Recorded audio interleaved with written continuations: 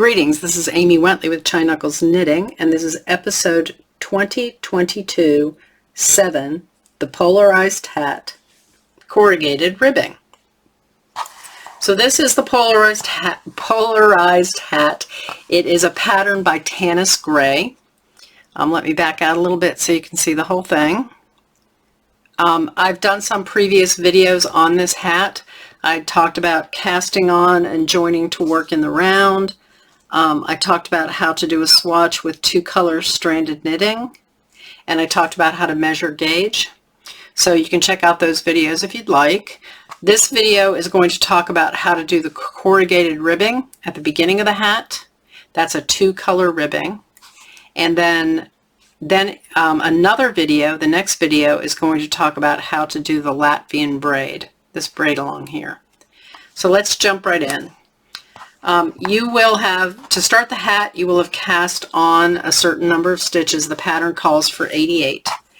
And so once you get those onto your needle, you're going to want to sit your needle down on the table in front of you, and you are going to want to have the needle with the yarn, working yarn attached on the right hand side and the other needle on the left hand side. You're going to go ahead and get your stitches up near the edges of the needle there, so you'll be ready to join.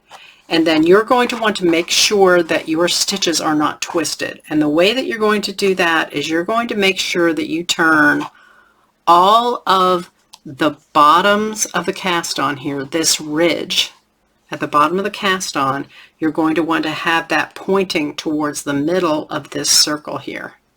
So this looks like they're all straight here. If you see something that looks like this, for instance, that's a twist, and you want to not have that happen. You want to avoid that. So you want to get all your stitches all around the needles pointing towards the middle. You'll then pick up the right needle in your right hand with the working yarn attached.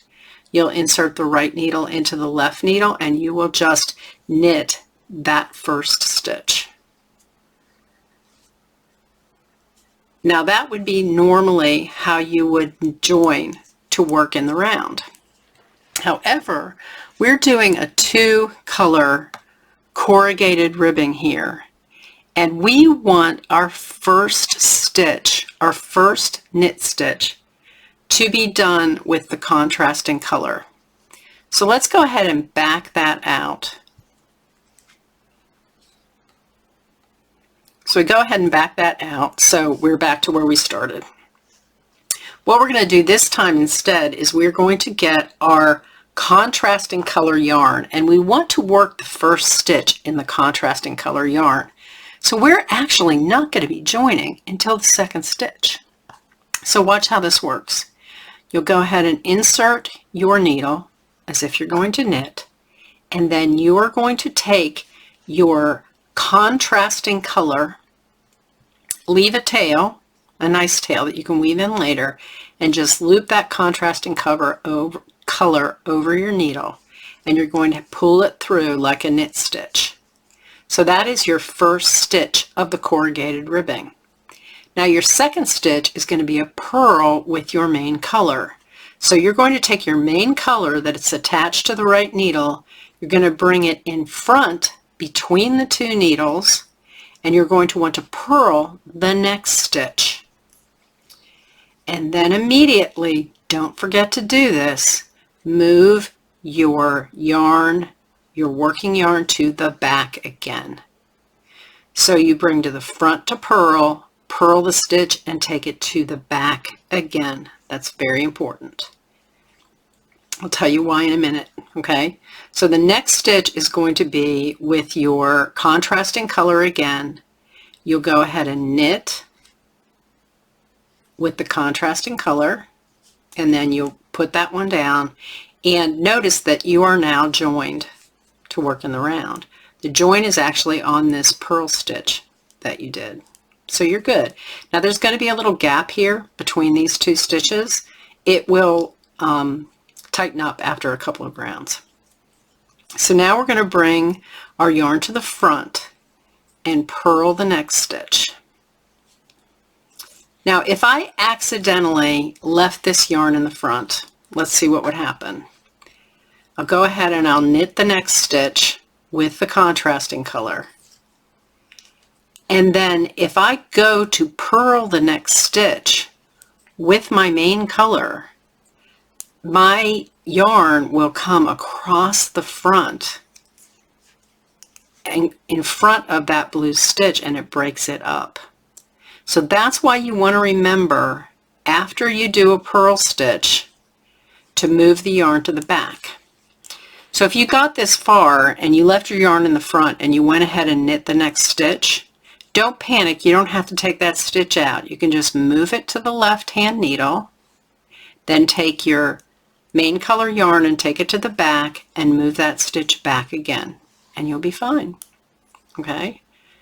Now another thing to be aware of is you are doing all of the knit stitches in this ribbing. So this is a knit 1, purl 1 ribbing, where the knit ones are done with the contrasting color and the purl stitches are done with the main color. The main color is the one I cast on with. If you want to make sure that you actually do it this way, that you do the knit stitches in the contrasting color, so the color that's different than the one you cast on with. You want to do the purl stitches with the one you cast on with. And here's the reason why. If you were to do the do it the opposite way, so let's say the next one I'm going to knit with my white. This isn't the way you do it. This is just an example for you. I'll take it out in a minute. If you were to knit with the main color, the same one that you cast on with, and then you purled with the contrasting color, what happens is you get a little bump at the bottom of your ribbing that is the opposite color. It's not plain like these are. You have that bump. So we want to avoid that bump of the other color. So that's why we knit with the contrasting color and purl with the main color. So I'll show you this one more time. You'll go ahead. Next I'm going to be knitting with the contrasting color, and then I'm going to bring the main color yarn to the front, purl with it, and then take it to the back. Then I will work the next stitch. I will knit with the contrasting color, and then I will bring the main color to the front, purl with it, and take it to the back.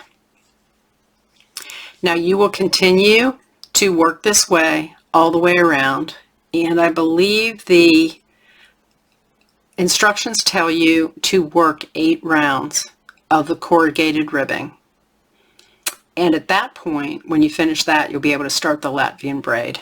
So let me just show you quickly. This is what your corrugated ribbing is going to look like. This is knit, purl, knit, purl, knit, purl, with knits in the contrasting color, because see, my main color is what I cast on with, and my purls in the main color. Knits in contrasting, purls in main. So there you go. So please join me. The next video is going to be on how to do the Latvian braid. Thank you. Bye-bye.